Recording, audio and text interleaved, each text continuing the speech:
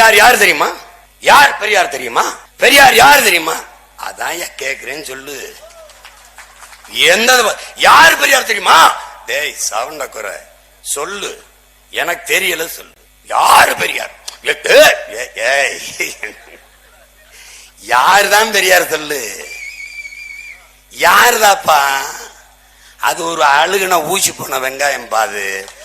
அது வச்சு குழம்பு வைக்க முடியாத, போட்டா முளைக்கவும் செய்யாத, அது ஒண்ணும் செய்யுது. தம்பி, நீ பெரியார படம் பார்த்து கதை சொல்ற, நான் படிச்சுட்டு பேசுறேன். அவர் பேசினதை எழுதினதை எடுத்து பேசுறேன். நான் பேசுறேன், அதுல தவறு இருந்தா நீ மறுத்துத்தான் பேசணும். விளங்கா? துண்டு சீட்ல அவர் சீட்டு தான். நீங்க இதை பார்த்து படிக்கிறது.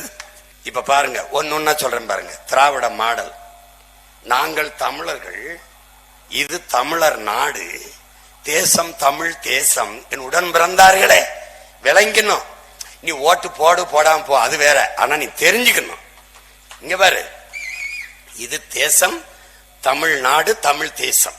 இங்கு வாழ்கிற மக்கள் இவர்களுக்கென்று மொழி, கலை, கலாச்சாரம், பண்பாடு, வழிபாடு, பொருளாதார மேம்பாடு, பெண்ணிய உரிமை, காடு, இதெல்லாம் இருக்கு பாரு. பொருளாதார வளர்ச்சி, தொழில் வளர்ச்சி, காட்டு வளம், கனிம வளம், கடல் வளம், மலை வளம், மணல் வளம், மண் வளம், இவற்றையெல்லாம் காப்பது.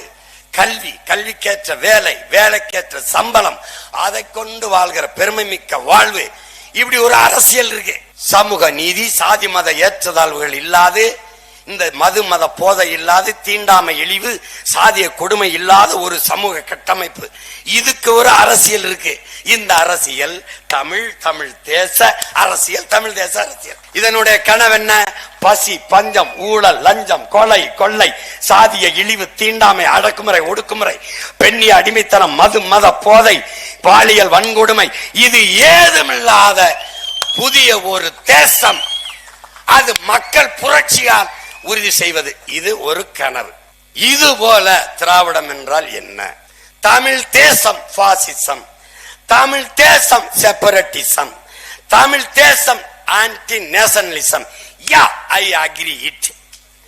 இதே மாதிரி நாங்க இத்தனை பசங்களா இருக்கும் போது ஐயா நடிகர் NT ராமாராவ் தெலுங்கு தேசம் ஆரம்பிக்கும் போது எங்க ஓரமன்னு விரல சூப்பிக்கிட்டு இருந்த அந்த தெலுங்கு தேசம் பேசியவனை ஏன் செப்பரேட்டிஸ்ட், சாவனிஸ்ட், இந்த ஆன்டி நேஷனலிஸ்ட் எல்லாம் எதுக்கு பேசாம எங்க போய் படுத்திருந்த?